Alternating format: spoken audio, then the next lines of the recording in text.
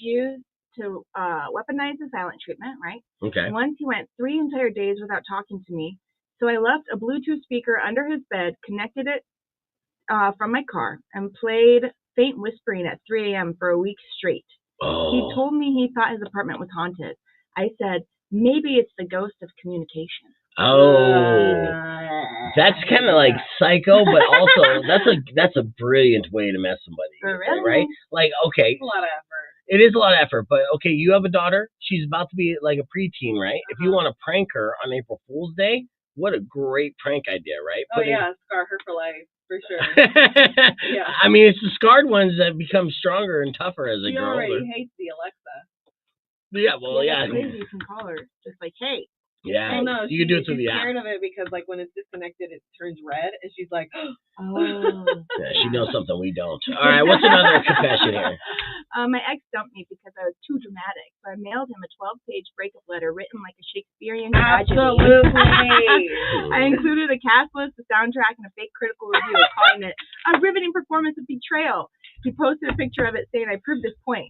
He got roasted in the comments because everyone said I was funny as hell and he was mid. Hell yeah. Even his own friends called him out on that. Yeah. What a great way to showcase that he lost something good. Excellent confession. What's another one? My ex cheated on me with someone from his gym, so I made a fake profile and befriended the girl. For 3 months, we trauma bonded over the same man without her knowing it. When she vented that he smelled like another girl's perfume that was mine, I told her to dump him. She did. He messaged me asking if I wanted to get back together. I replied with our Instagram. They both blocked me and him. We're still friends. Wow. The hell have no fear like a woman scorn, huh? Now, are you just taking notes on this? You're silently nodding like, yes, girl. Damn. Let them do what they got to do. Man, that's rough. Well, yeah. All right. Yeah, no, you guys aren't wrong. The audio was off. So what happened was my computer rebooted yesterday, right, in the middle of the night. And this morning, we're all, business as usual. Everything is good.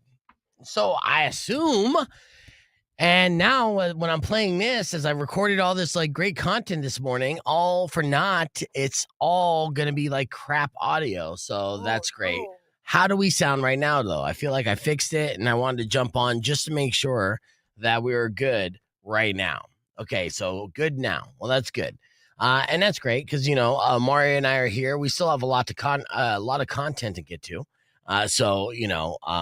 But all the stuff that we got to before that we were going to be able to squeeze in between, not great. Yeah. All right. But that's okay. It is what it is.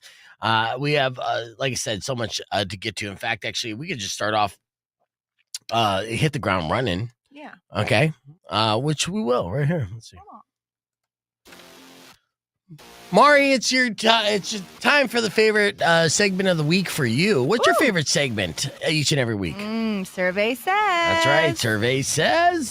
So this is where we compile surveys throughout the week to kind of get our finger on the pulse of society and how we feel about certain things. Like, say, when you're doing your holiday shopping, do you shop online? Do you go for big business, or do you look for small businesses? Dude, I don't know. I want to do small businesses, right? Yeah. But for kids' toys, sometimes it's big business.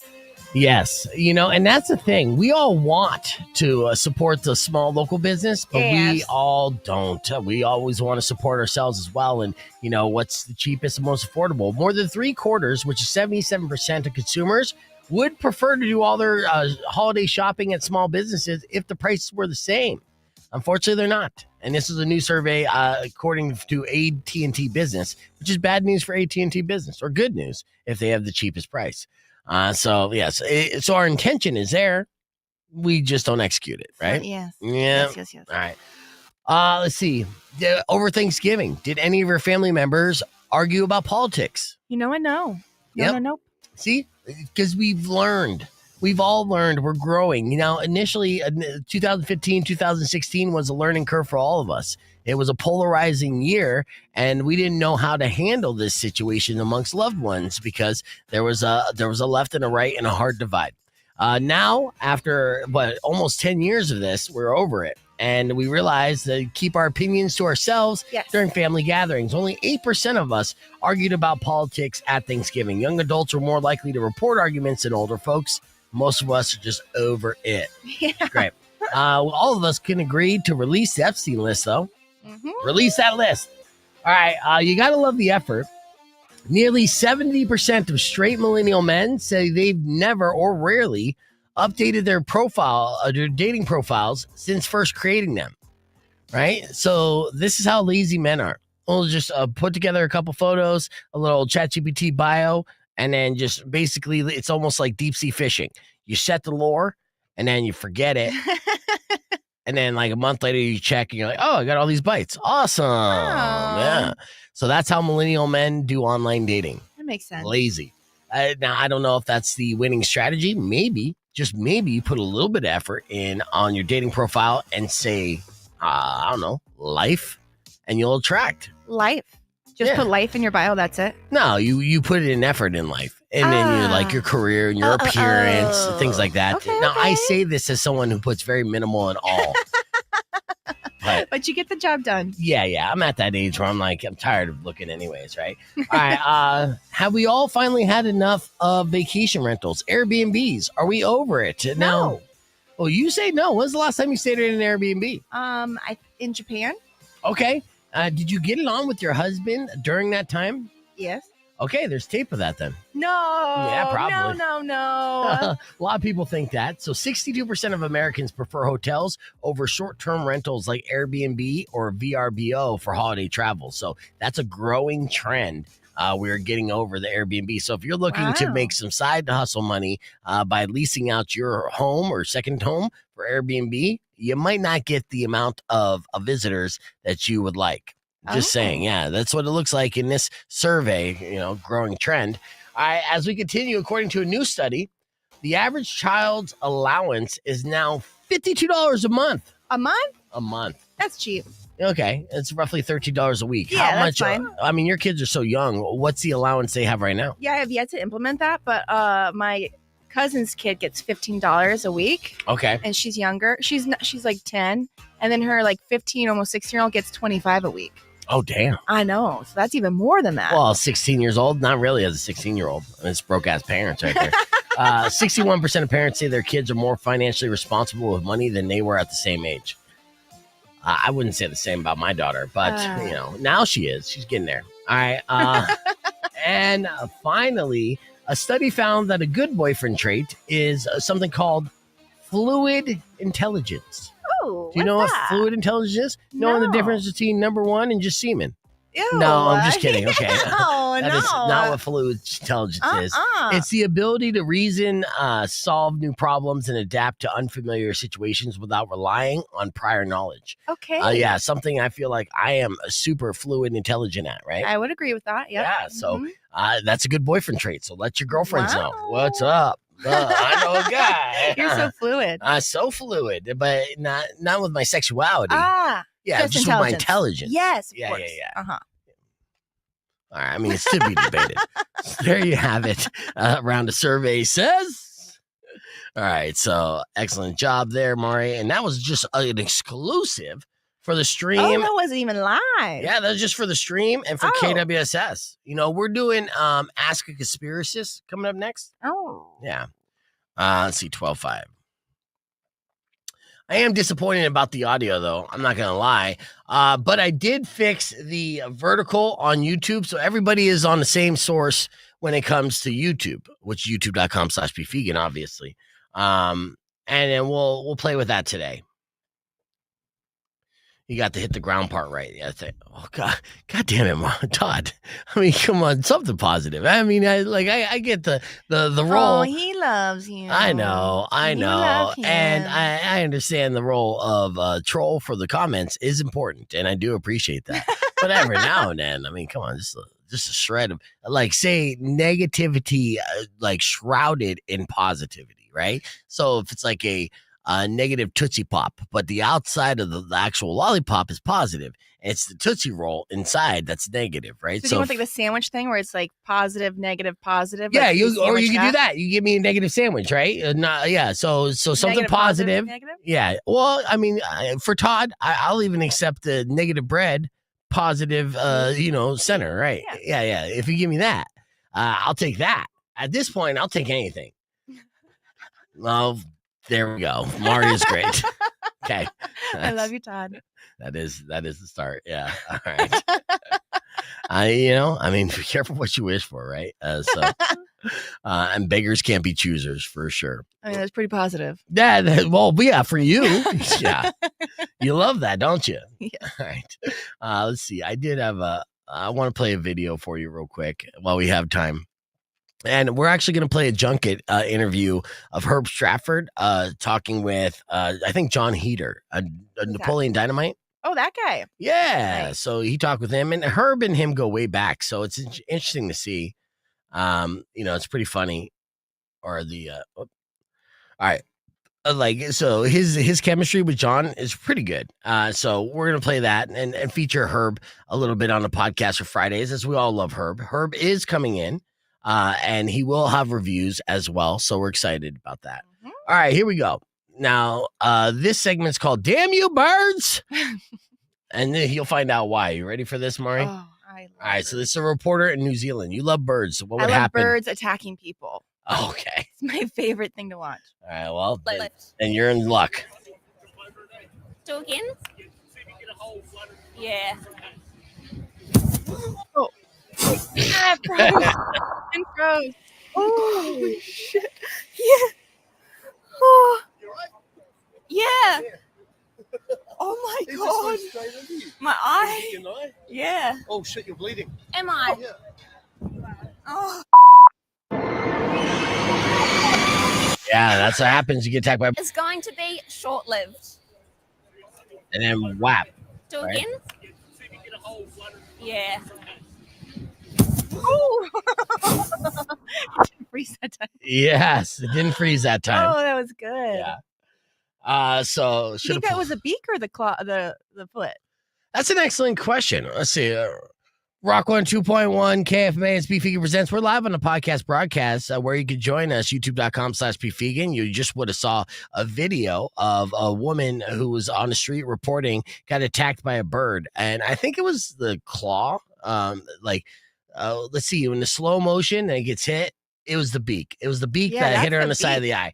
Now, what's crazy about this is this came out of nowhere, obviously, but the funny part is it does look like almost like a stuffed animal bird, like someone threw it at her. It didn't seem like the bird flew at her. It was just throwing at her and hit her in the face. No. Nick on the stream said she should have pulled a Randy Johnson on that bird. Oh, yes. Yeah. Yes. Yeah, which famously happened here in Tucson. Yeah. Join us, youtube.com/BeFegan. We'll keep the conversation going. I got a couple other viral videos to share with you. Plus, Herb's conversation with John Heater, Napoleon Dynamite, we're going to feature here on the podcast broadcast. And then a film critic, Herb Stratford, will be in to break down the reviews and our reaction to the Challenge 41. Oh, wow. I know, it's a big deal.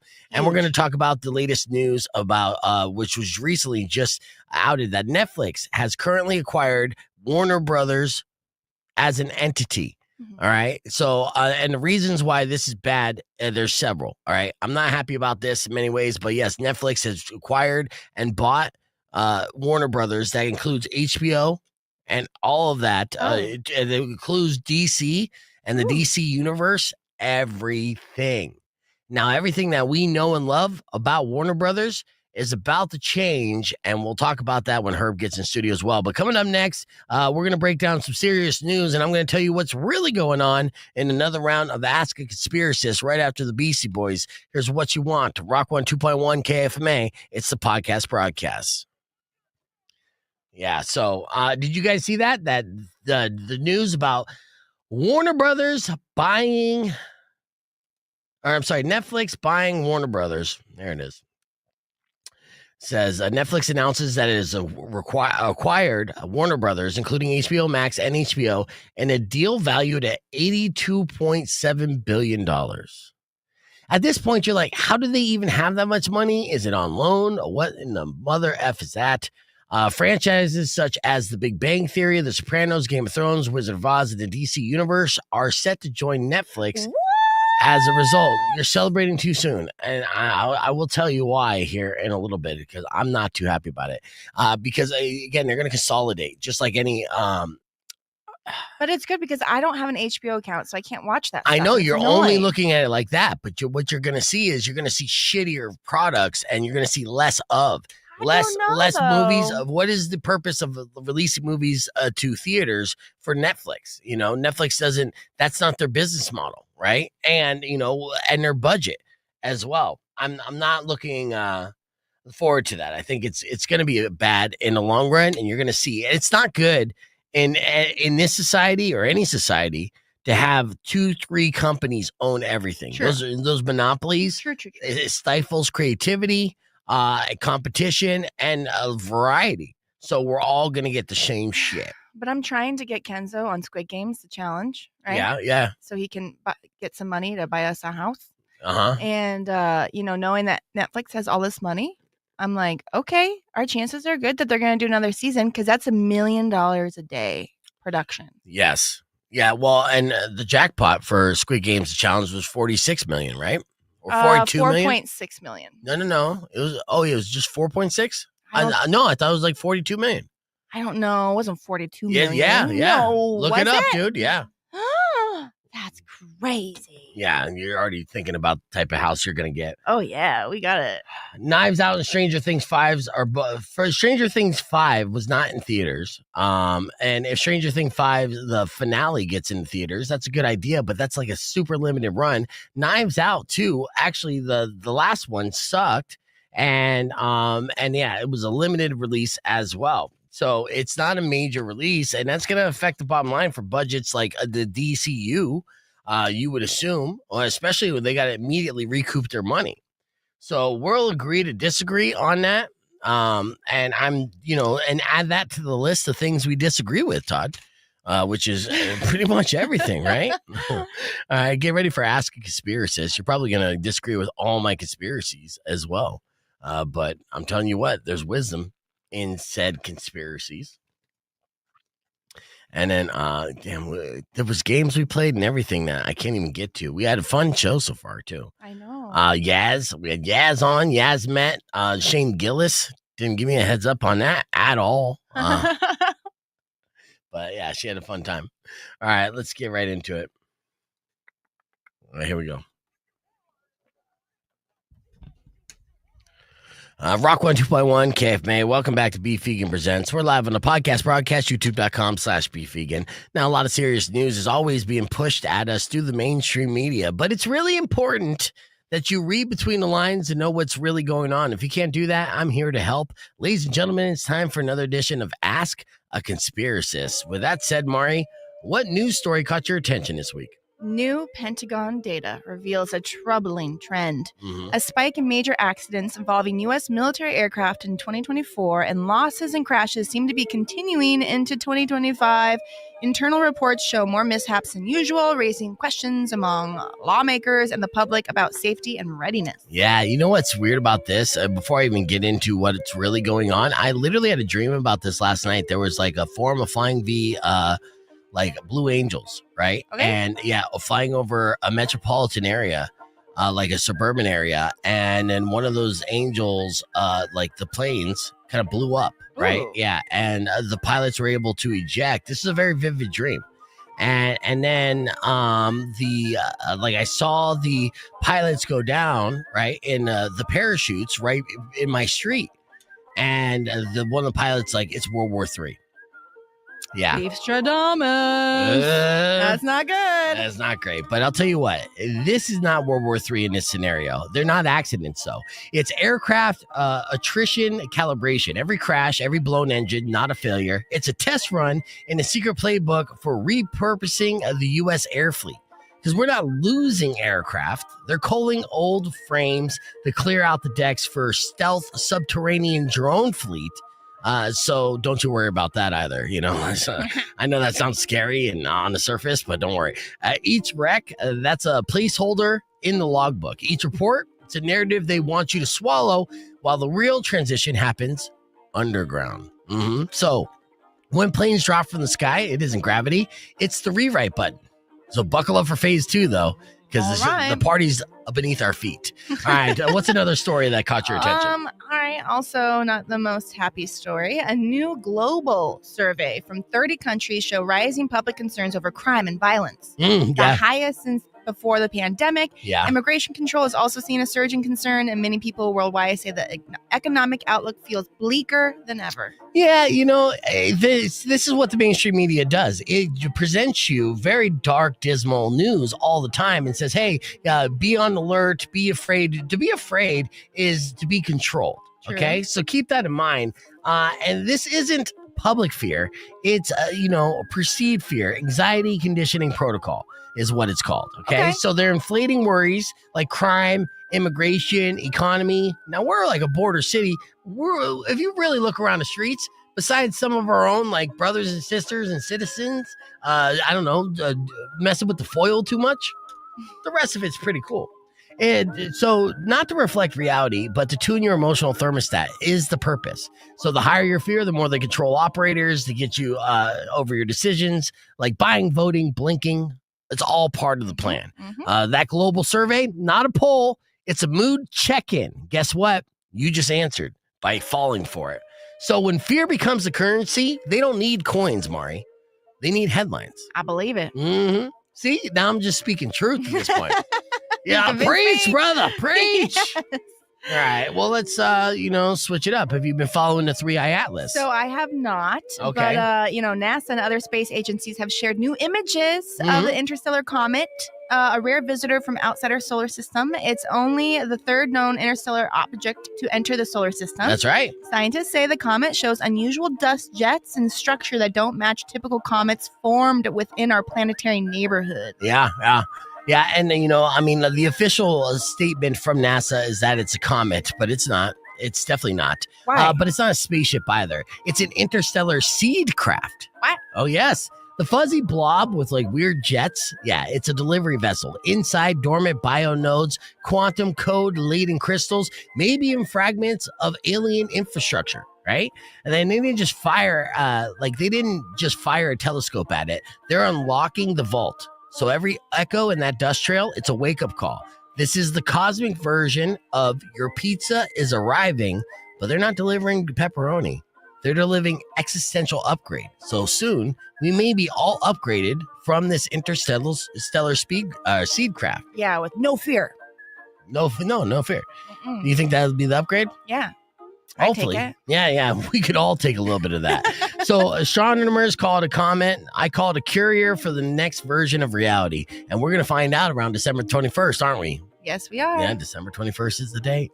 The day. Keep an eye on it. It's most important. Look, we're going to be continuing fed these stories from the mainstream media. Don't believe everything you read on the surface. Read between the lines. And if you can't do that, ask a conspiracist. All right, so there we go. What's feedback on that? Let's see. What do you say? Why do you think? Oh, no, I was looking to see it. Yeah, did Todd say anything to you? Yeah, you're like, what is? Okay, so Mike said 4.56 million. Okay, you're correct. Okay, so 4.56 million for the jackpot, and that's still going to be a very nice house, Mari. It is a very, very, very nice house. Yeah. Right where I want it. Right. So did you get him to actually apply? No. Okay, so then what? Then how are you going to get? Am. Yeah, you can't get him on. You mean you are? They're already taking applications now, so for you're slacking. Season 3? Yes, dude. You think they're going to do another one? I just can't imagine that production cost. They're already casting. Not only are they casting, okay, at the end of the episodes, I don't know if you were seeing this, at the end of the episodes, there was a QR code that they wanted you to scan to vote for who should return from season 2. Oh, so I think they're going to do that, though. Are they even going to No, it's not going to be all. It's not going to be all returning characters. It's going to be some returning characters plus a bunch of new ones. Again, it starts off with like over 400 contestants. Then they do a purge. It cuts it in half, and then so on and so forth. But if you want Kenzo to be in Squid Games, today is the day to do what you can to follow through. I was even thinking about entering it. You should. But I'll tell you why I won't. Why? addiction to nicotine and caffeine. Oh, you would be kind of screwed. I would murder people. Yeah. And it's not good, right? Yes. Yeah. So, Yeah, the no caffeine stuff would really suck for me. right. Yeah. You know what? My conspiracies are wild, Patrick, but they're wild until they turn out to be true. Yeah, Mars attacks. Yeah, and you know what? Honestly, I'm more concerned about my dream than I had last night, and maybe it was a little bit because I was piecing together. It's a full moon. I've had crazy dreams this week. Okay, you want to attribute it to that? Yeah, it's a very, very full moon. I mean, I had a dream about like a silver heist. Right? Okay, yeah. I had to melt it, and it All was right. all involved. Okay. Last night we were in Mexico at a hotel, Airbnb. Okay. So, but I think it's a moon. Yeah, that's what you want to think. I get it. You know, I don't know if I believe it. All right, Joel Edgerton is someone that Herb talked to, and then of course John Heater, Napoleon Dynamite. Oh, this is just the trailer. I want to see what Herb has. Where's the junket clip, dude? All right, let's see which one is which. No, you know what? Herb sent me this with junket clips, but these were just trailer clips as well. So we'll see. We'll see what happens. Yeah. Yeah. Like it was a trip that I was like, oh, it's a full moon again. It's like it just happened. Yeah. Is that what happened? Does that make sense? Yes, it happens once a month. All right. So here's you know what. Like here's some naysayers on Twitter. Let's talk about this. Warner Brothers. A Netflix deal. Okay. So you're going to see some. This guy commented it might be a good time to start stocking up on any and all physical copies of Warner Brother films because I'm not holding out a glimmer of hope that the tech overlords at Netflix will be interested in the longevity of you physically owning their movies. That's true. Yes. All right. See, this one said Netflix won Warner Brothers a moment of silence for movie theaters, please. See, so I'm not alone in thinking this ain't great news. No, right? You're not. Now, HBO has made some of the greatest TV shows of all time. Warner Brothers has made some of the best movies ever. Netflix has made some of the worst of both. And that's facts, dude. That is fucking facts. For every Stranger Things, there's 10 movies or shows that are shit. And then movies that are even worse that are like made for TV movies. Now, you could say there's bad Warner Brother movies as well. That sure. But I've always looked at Warner Brothers and HBO as like the gold standard. Yeah. So this is like the death of something I grew up with. I mean, I was an HBO kid, you know, so I feel really, I don't feel good about this at all. They said, this comment said now they have the same level of excellence with their new work that WB did. This is horrible for the film and TV industry. Talking about Netflix buying Warner Brothers, Herb. Yes. You could hug afterwards.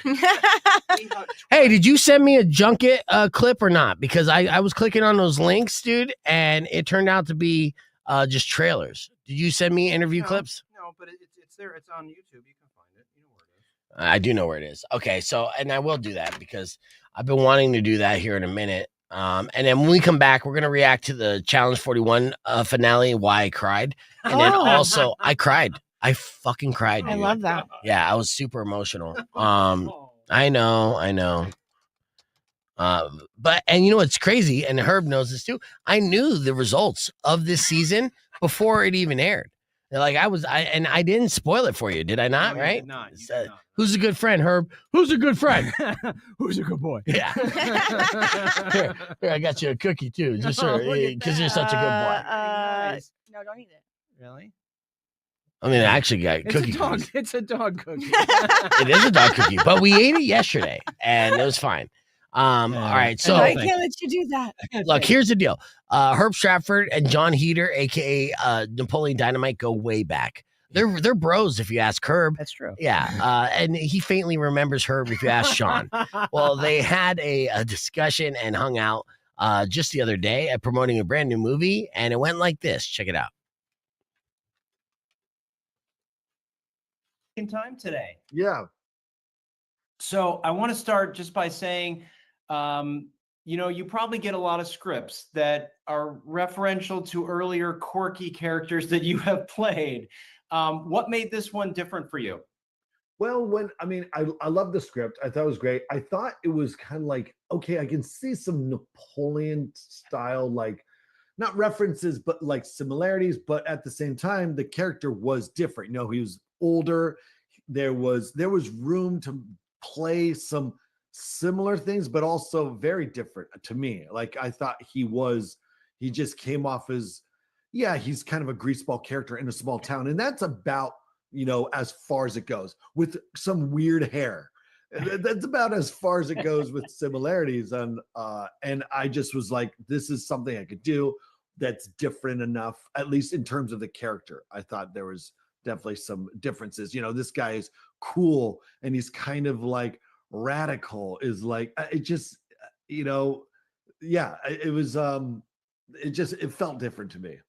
Well, and I think to your point, it really was funny. I mean, I've watched it twice now, and there's just some really funny writing, and it seems like everybody, and I mean, I should start with Billy Zane. So what, 2 movies with Billy, and you're like half naked in both of them? There's always a lot of skin going on. Yeah, that's true. Yeah, no, it was great. This was actually, the Walter with Brando, the film I did with Billy, I was signed on to do that first, but then that got kind of put on hold. And then this movie popped up like, I think a year later. Oh. And the director was like, hey, I got Billy Zane to be one of the characters. I was like, oh, that's weird. I'm supposed to do a movie with him. This will be a trial period because, he only came in, he was a much smaller role. So he comes in for like a day or two. And I got just a little bit of him. And then, hanging out with him in Tahiti was, all right, let's go swimming naked and really get to know each other. So let's talk about your other cast. I mean, obviously Jay was so fantastic, and Gina is just unrecognizable. I mean, everybody in this cast. Did you guys have a good time? It seemed like it would be a fun shoot. We had a blast. It was so much fun shooting in Southern Virginia, just like kind of during the summer. It was hot and sweaty, but you felt like that's what it's supposed to look like in the film. It's supposed to feel that way. And when you get to shoot these independent films where you are stuck there on location for a month or so, you're kind of forced to hang out with these people and you hope for the best. And they were awesome. We went biking. We did all kinds of fun stuff. Yeah, I mean, it was a total blast. Everybody was great. And it's funny. So the film nerd in me, of course, thinks about references and thinks about sort of touchstones and stuff. And I kept thinking about My Bodyguard from 1980. Do you remember that film with Chris Makepeace? And remember that one where he hires him? You'll have to look it up. I've heard of it, but I don't know if I'm pretty sure I haven't seen it. It's a really sweet film, sort of about a nerdy kid that hires a bodyguard, and it was just really funny because one of the bodyguard that the other guy hires has a bald head like Billy. And so it was just all of a sudden these things just started getting circular.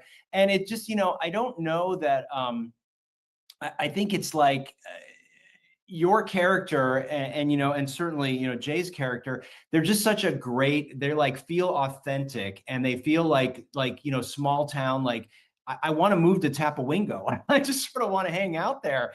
Was filmed there? Did you guys do a premiere, in around that area or anything? We did. There was a film festival in Richmond, Virginia, which was just outside. We actually shot quite a number of scenes up in Richmond. We shot in a town called Hopewell. Most of the film was in Hopewell, which is just south of Richmond. And it feels like it's just plucked out of a time zone. Like it really feels that way.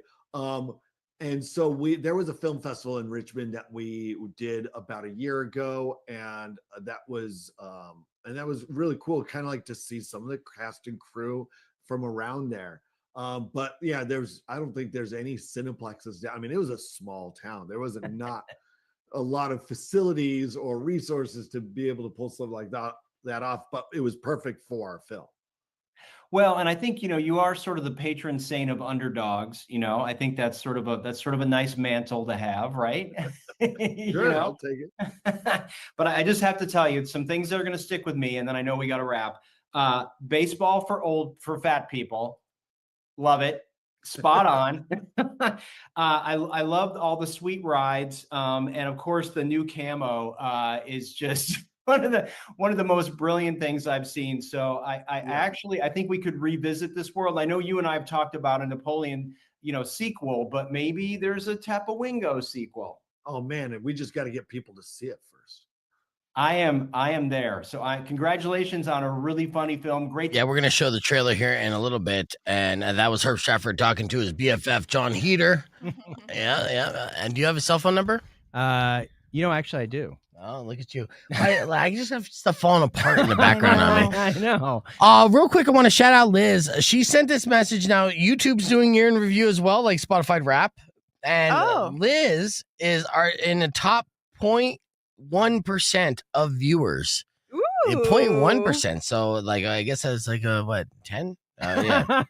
Thank you very much. 0.1%. She watched 74 of our videos this year. So shout out Liz. Thank you. Yeah. And I wonder, I'm like, would you beat Lindsay in the top percentage? Who's the 0.0000001%? No one said, and it doesn't say the 15%.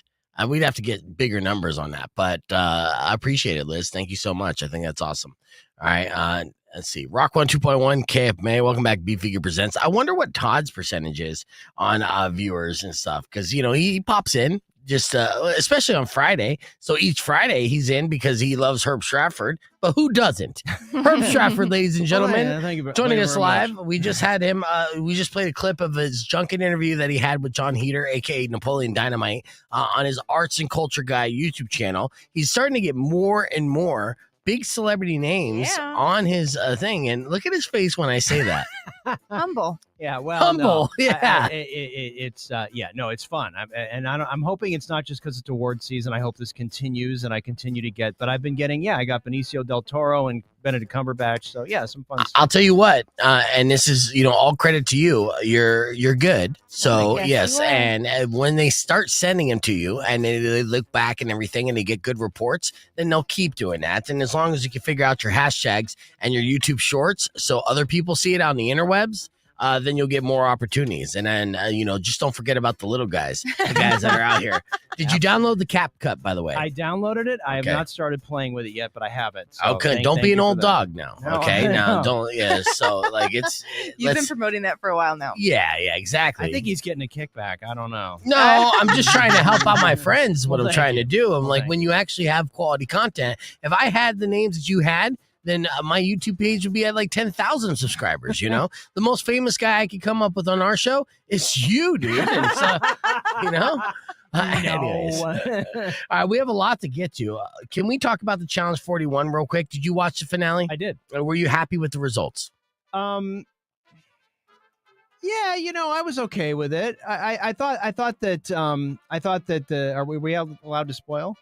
Yeah, no, spoil away. I mean, nobody on the stream watches the show, but yeah, well, you and I do. Yeah, no, I mean, I thought that normally we don't get that kind of drama in a final 5 minutes. Yes, and I thought that was almost scripted. It was holy moly, are they actually going to pull this off? And it just made me sit there and think, I'm so glad I'm not climbing up that mountain. Yes. But they did not have a food challenge as part of their last challenge, which was unusual. That is disappointing. And you're absolutely right about that. I will give you a little tidbit of this finale that you're going to like, Mari. Olivia, who won, who is a Arizona resident. She lives out in, I think, Scottsdale, and has for many years. She was 7 weeks pregnant while climbing this mountain. All right. Now, unbeknownst to production, and she says unbeknownst to her, but the whispers around the house, when you're 7 weeks pregnant, right? You've been pregnant twice. Yeah, somewhat. You miss a period, but you still might not know if you have irregular periods. That's pretty early. Yeah. Okay. It was her first too, so Yeah. So at the end of it, and seeing Olivia's journey when she finally got to win and climb up that mountain and beat the overall favorites, Turbo and Sydney, who were polarizing characters. Yeah. And she was giving her she was talking about her experience. I choked up. I cried. I'm just I don't know if I'm going through early stage menopause. I don't know what the deal is. It's sweet. Yeah, and so that's the connection I have with this cast. Challenge 41 is wrapped. Now the reunion episode is going to be next week, and then they'll start filming 42 in February. Yes, so very be excited. ready. Yes. Okay, now let's get back to the business at hand. Herb Stratford is a movie reviewer, not a challenge reviewer. That's your job. That is my job. All right. What's coming out this weekend, Herb, that we should go to the movie theaters and see? Anything? Yeah, no, absolutely. So the big one this weekend is Hamnet. Okay, which some people are like, is it Hamlet? Or Hamnet? That's funny because that's how I read it because I'm illiterate, and I was like, I'm out. So No, initially, no. I'm like, I don't want to watch no Hamlet on This again. this is in my top 5. I will tell you. Okay. My number 1 is still Train Dreams, but this is in my top, maybe my top 3. It's the story of a young William Shakespeare when he meets his future wife, played by Jessie Buckley. He's like a tutor for these rich people, and they sort of meet and fall in love, and they have kids, and it's sort of showing, there's these early days of William Shakespeare, and there's a tragedy. His young son Hamnet, hence the title, dies, and it leads him to create Hamlet, which is by many considered to be the greatest play ever. And so it's sort of, you're getting the backstory of where this tragedy and where this loss and everything came from because of what he went through with his wife. And, they were living back, in the country, and he was in London doing things. And it's a very beautifully done film. The director, Chloe Zhao, did Nomadland, if you remember, a couple of years ago, with Frances McDormand, which I loved. That was a good movie. Yeah. So this is her big play. It's a beautiful film. It's 87% on Rotten Tomatoes. It's just a wonderful film. It's a period piece, though. Yes, so will non-nerds like this film? If you're a fan of the actors, I mean, Paul Mescal is like, he's second only to Glenn Powell and doing all the actings. So yeah, I mean, I think so, but it certainly, it might be slow moving for people who don't know Shakespeare or aren't interested in a period piece. And here's a flex. Okay. Hamlet, that coined the infamous, most famous line of all time, to be or not to be. Yeah, I believe so. Oh, look at you guys don't know. I don't know. My only Shakespeare experience is I was in Romeo and Juliet when I was in high school. Yes, but guys, if I'm the smartest guy in the room, we're in trouble, okay? I'm just letting you know that. That is true. Hamnet is released theaters everywhere this weekend. We have more with film critic Herb Stratford coming up next on Beef Vegan Presents, but we're keeping the conversation going on the podcast broadcast. You can join us, youtube.com/beefvegan. You're like, huh? Well, you made me, all of a sudden I was thinking, is it? I don't remember. Anyway, yeah. To be or not to be? That is the question. And you know what the answer is? You were right. You're damn right I was right. Look at you, that's right. you cultured man. That's right. I'm so cultured. I saw Shakespeare in the park when I was younger. It was in San Francisco, with my uncle. And you know what? I enjoyed the park. Yeah. Right. They had this little what was the play too? It could have been Hamlet, and they had this little there was like a dwarf man who dressed like a half goat and half human. Little demon. No, that's different. That's Midsummer Night. Yes, yeah. It was Midsummer Night in the park in midsummer. That's pretty cool. And that was Puck, I believe, was the character. Yeah. So yes. Look at you guys. I was more fucking cultured at 10 years old than most people you've met in your entire life. I mean, that was the last Shakespeare in a park I ever been to, but also the first. One. Yeah, knocked it out the park in the very first one. It stuck with me. I'm surprised I even remember that too. But that was as a 10-year-old, you're like, what is a demon goat thing? What are we all doing sitting here? Why are we all freaking out? Let's get the fuck out of here, man. Beautiful park though, San Francisco. All right. See. Good. I'm on the top channel. Yeah, I want to see some of this. I'm listed as one of my top cooking shows. Oh, damn it. I got to fix my categories. Oh, no. Oh, because of beef. And vegan. Oh. And vegan. That's hilarious. Yeah, legitimately, You're going to have to start doing recipes in here. How to make a Pop-Tart. Okay, you unwrap it. Yeah, sometimes. I mean, yeah, little bachelor hacks and stuff. Yeah, I think the first recipe I would roll out in Tucson single dad fashion is hot dog in a tortilla. Mm-hmm. Hot dog in a tortilla was introduced to me by my friend's dad, Chuck, who lived in a modest 1-bedroom apartment with us growing up as kids, and we would go and have like sleepovers over there. He was a single dad, always like shagging chicks in his van. Hot dog and a tortilla. Wow, and I that was sounds like, good. you know what? Not bad. Yeah, No. you never had one? No, but I have hot dogs and I have a tortilla. So Okay, so here's how you do it. Let's get into the recipe right here. Yeah. All right, so you're gonna get one of those little small tortillas, like Yes. a mission Yeah. tortilla, some those. cheap, right? A slice of American cheese. Oh, You gotta get that. Make it Yeah. cheesy dog. Yeah, sure. And then you put the cheese on it and put the hot dog, and then you just wrap it. Right? Yeah. And then you can put a toothpick in it to keep the tortilla there, or just place it strategically so the weight kind of keeps the tortilla together. Yeah. Nuke it real quick, and then boom, you got yourself like a little bagel dog tortilla style. yummy. Super poor man food, dude. But I ate a bunch of those, housed them. Yeah. Have you ever had them? I have not. But Well, now you I got thought me this was going. common. I thought everybody. All right, real quick poll on the stream. Streamers, have you had a hot dog and a tortilla, or am I literally the only one? It's crazy because we lived off those things. But like I said, in hindsight, Chuck was a hustler, but a lot poorer than I thought. Yeah, well, maybe this is a new Never. trailer park cookbook. I'm liking it. Yeah, Uh-huh. honestly, and I could definitely be the face for Trailer Park Cookbook. Think we can work on it. It does devastate me that I was such a fan of Trailer Park Boys, but this is the latest series that is now going to be forever gone and canceled because of Bubbles. The person who stars as Bubbles, his name is Mike something, right? Yeah. I can't remember what it is, but he has mine. like sexual misconduct charges against him. This is not the first time too, and it's unfortunate. He does kind of like look like Herb, a shorter version. This is what happens when you're under 6 feet and look like Herb. Then you're gonna abuse people. Be like, I know you want it, even though you don't. But when you're over 6 feet, it doesn't matter. All right, don't even Panties drop. just let him hang. Let him hang. Give me I enough just rope. want- Yeah, give me enough rope. Did you watch the Diddy documentary? I did not. Okay. No, there's so much stuff I'm watching. I gotta say, this week's episode of Welcome to Derry is mind-boggling. Really? It is Yeah. so Watch that. crazy. Is it the last episode yet? No, there's 8, so there's Okay. one more after this week. I'm going to binge it once it goes in, and you have to do it now because I'm not happy about this Netflix acquisition. I was hoping it'd be someone else, and I was just hoping that was like rumors. I'm fearful of shows that I love, like last week with John Oliver, even Real Time with Bill Maher. Those weekly shows, episodic shows, I'm fearful of that. I'm fearful of the DC universe under James Gunn.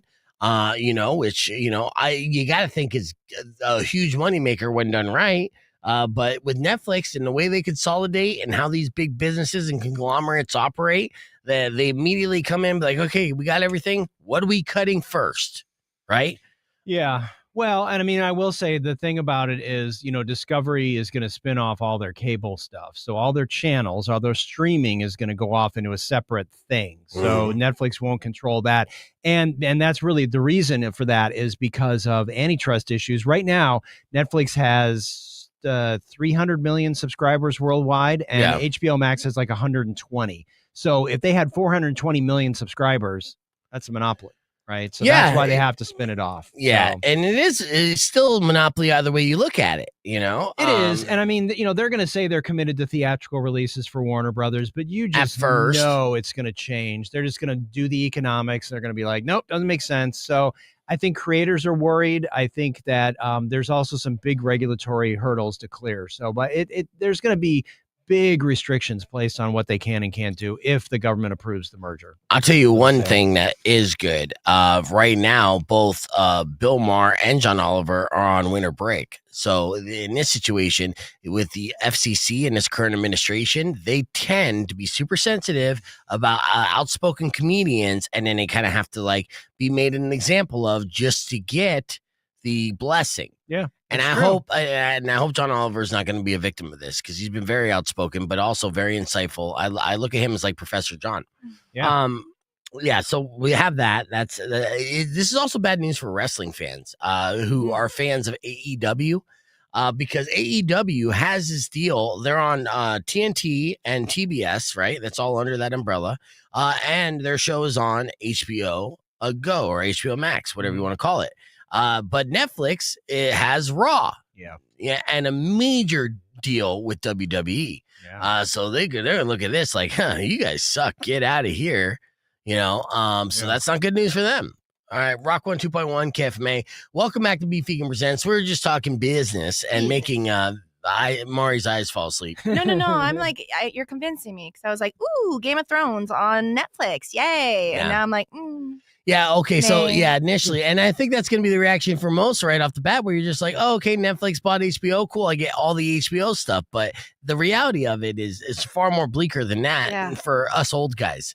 We're just like, I don't know. Yeah. And nothing has ever been great from a monopoly, right? No. Like, I mean, has anything been pushed forward, or we have any great thing for someone that has zero competition? No, absolutely not. And I think, the interesting thing was, everybody's saying, well, Warner Brothers survived Zaslav, but can they survive? Because they survived under Discovery, but can they survive under Netflix? And I don't really know, because it's their business model. Their business model is driving subscribers, right? That's their whole model. And at some point, you run out of subscribers, because if everybody has something, then then they just jack the price up, and then you're then you're out of luck. Exactly. And that's where it's going to be. And remember when initially the appeal of Netflix was like, oh, it's so much cheaper than cable, because cable was a monopoly in its own right. Yeah. And they did that, and they jacked up the prices. And so it's a cyclical. And at the end of the day, we're all just still the shills and continue to become victims of it. I know it's just naysayer. No, it's sad. Stranger Things 5. Oh, we got that, though. Isn't that great? Yeah. No, but I mean, to your point though, it's a seismic change, because you think about Netflix. I mean, I don't know if you guys remember, but I mean, I used to get Netflix discs in the mail. I mean, and you had your queue and everything. Yeah. And I mean, the fact that they have just bought a legacy, 120-year-old business, one of the giants of Hollywood. That says a lot about entertainment and the way we can, consume entertainment, and the fact that Paramount is now, because Skydance owns Paramount, and the things they're doing with CBS News, there's some weird stuff going on. Exactly. Right. So, and that's part of it, because what Skydance did is like basically the writing on the wall for what Netflix is going to do too. And then it's just going to be three conglomerates. $82.5 billion is what Netflix paid for Warner Brothers. Wow. Yes. Yeah, so they bought it at like 28 a share or something. Plus, they absorbed $10 billion in debt. Wow. That Warner Brothers Discovery had. Zaslav has run Discovery into the ground, so I'm interested to see what his golden parachute is to get out, because they're not going to want him around. Well, they're not. All right, yeah. Well, it'll be interesting if you're following the entertainment industry. Things are heating up this holiday season. Let's talk about a movie you probably want to avoid going to the theaters and see. I'm talking about Five Nights at Freddy's 2. Why? Yeah. Tell her why, Herb. Okay, so were you familiar with the game? Yes. Okay, did you like the first movie? Never saw, but I like the theme song. Okay. It wasn't what I was looking for, but okay. So I will tell you, I was not familiar with the game, because as Beef likes to point out, I'm old. He is. But the first movie, I was like, oh, that's sort of fun. It's a little different, and Matthew Lillard, I know a little bit, and he did a great job. And so I like the movie. So I'm like, oh, cool. Like, let's see what happens with this next one. It's sort of just a retread. Oh, wait, there's the original location of Freddy Fazbear's Pizza Parlor, which it's is been like abandoned Chuck E. Cheese a long time ago. So there's actually undestroyed animatronic characters there, and then and the little Josh Hutcherson, who for a moment was like a movie star when he was in the Hunger Games, and now he's just totally slumming, right? And horror movies. So his little sister misses the animatronic murdering creatures. And so, it sort of felt like a retread of just sort of like, okay, let's just bring the whole gang back together.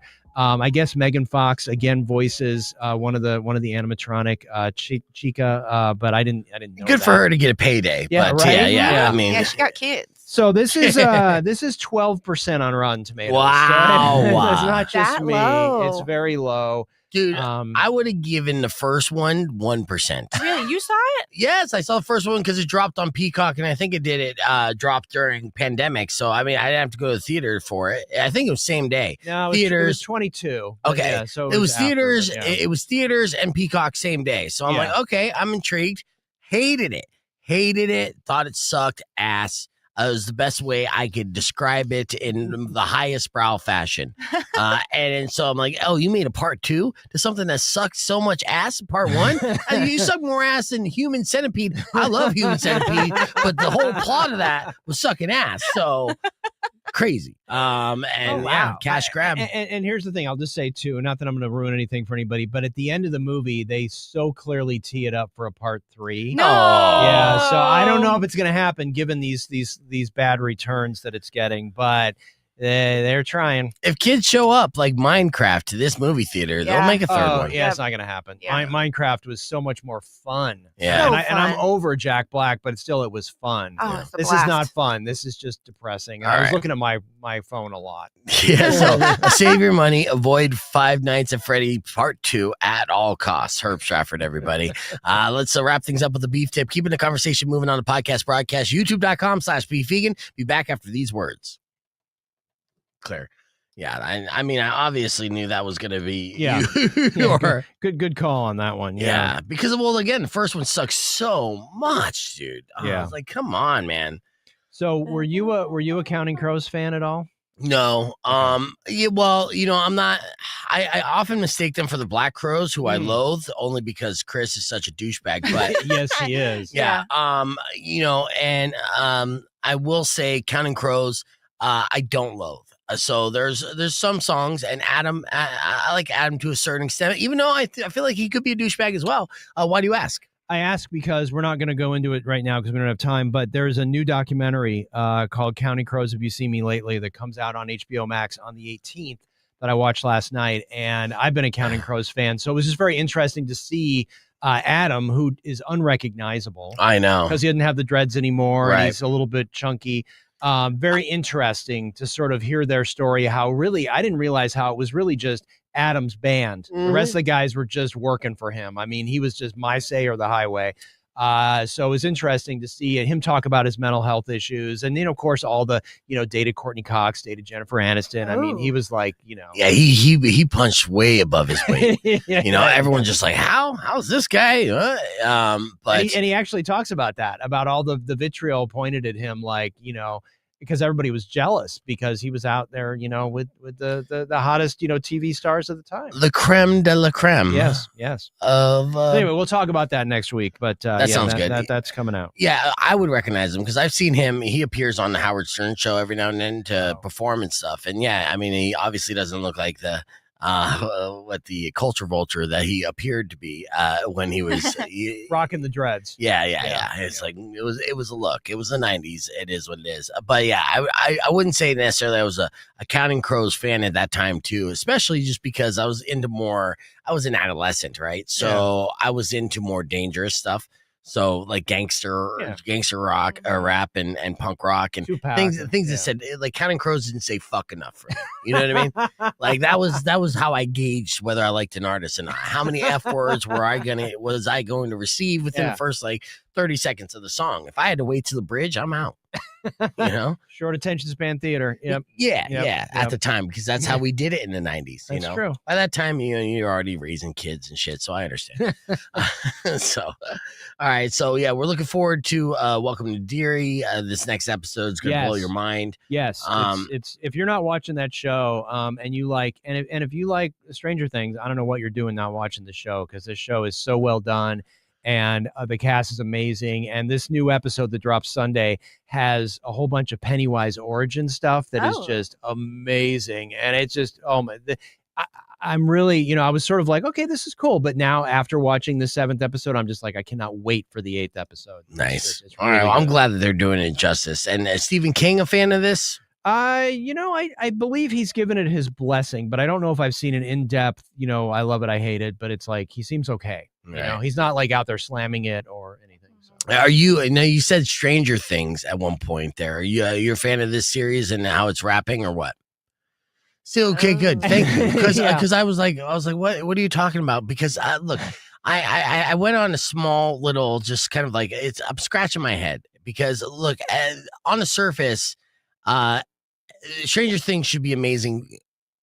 Just amazing, right? Because it has a great premise, has great visuals, right? Like the graphics, the setting, is great. The dialogue is so goddamn cheesy that it's so hard to get past that. Everything else I'm all about, but it's that dialogue, man. Yeah, for me, it's like I thought the first season was brilliant. I mean, I Yes. love the cultural throwbacks to the 80s. I loved everything about it, the casting, throwing Winona in there. I just thought it was brilliant. And then I feel like each season gets decreasingly good, right? Yes. And now when Vecna showed up in the fourth episode of this last season of season 5, it like he felt more digital and less like like real makeup stuff. And I'm just like, oh, are we going to jump off the digital bridge here? And we're going to be all, and I feel like these characters are tired. I feel like the hair just is like bad wig. I'm just sort of over it. I'm sorry that I'm over it. Cause I mean, I just wish it had ended stronger. And I think they just came back for more money. Yes, yeah. and they did. They just couldn't wrap it, and they couldn't walk away when they should have walked away. And I think that would be the lesson. But that's another thing that makes me fear the big story today, which is Netflix buying Warner Brothers, because they'll do the same thing with any kind of Warner Brothers properties. Yeah, we're just going to get spoon-fed. Any IP, and that's the thing people should remember. Any IP that Warner Brothers exists that has, right? So Casablanca, right? Harry Potter, right? All these things that Warner Brothers has. Just think, Netflix has probably got a room full of people right now going through the Warner Brothers catalog saying, okay, how do we remake Casablanca? What do we, you know what I mean? Like, what are we going to, like, what can we pull that has some sort of like legacy cinema history, and we'll put it on streaming to get more subscribers, and you're going to cheapen the IP. Yep. No. Yeah. And then at the same time, not sell physical copies of said things. And that's what they're saying as well, to keep everything coming to Netflix, even though they would get profit from that too. But insane. Well, Herb Stratford, always a pleasure talking with you. And thank you guys so much for listening to the show as usual. Before we wrap things up, I want to give you a beef tip. This is one that works for everybody this time of year. 5 hacks to looking great in holiday photos all month long. Right? Oh. Yeah. First off, the hack number 5, act a bit silly. It'll help lighten the mood. It'll make other people in the photo genuinely laugh too. And that works. Hack number 4, lean in and create connection. Also leaning in slims you down a little bit. Find the best light. You should know that. That's tip number 3. If you have the best pose, but lighting is horrible, it won't matter. Number 2, drop your shoulders and take a breath. That looks good. Yeah, you're popping on the podcast there, Mari. It also helps you look less rigid and softens your expression a bit. And the number 1 tip to help you look great in holiday photos all month long is angle your body just slightly. Don't stand just straight for a photo. That's for mug shots, right? You got to turn your body a little bit. Boop, boop. You do that, you're going to look fantastic in holiday pictures. So that way, you're not the ugly cousin. Nobody wants to be the ugly cousin. That's true. Let your cousin be the ugly cousin. Angle it and follow those 5 hacks, and you should be good to go. Thank you guys so much for listening. Be back Monday. Until then, enjoy the rest of your day. Drive safe, ride safe, and as always, rock local. Upon a side of beef, soon will come. Thank you guys for and watching and listening. Peanut butter cup. You've been Peanut butter cup. kind of bad, I will knock out all your teeth. Babuski.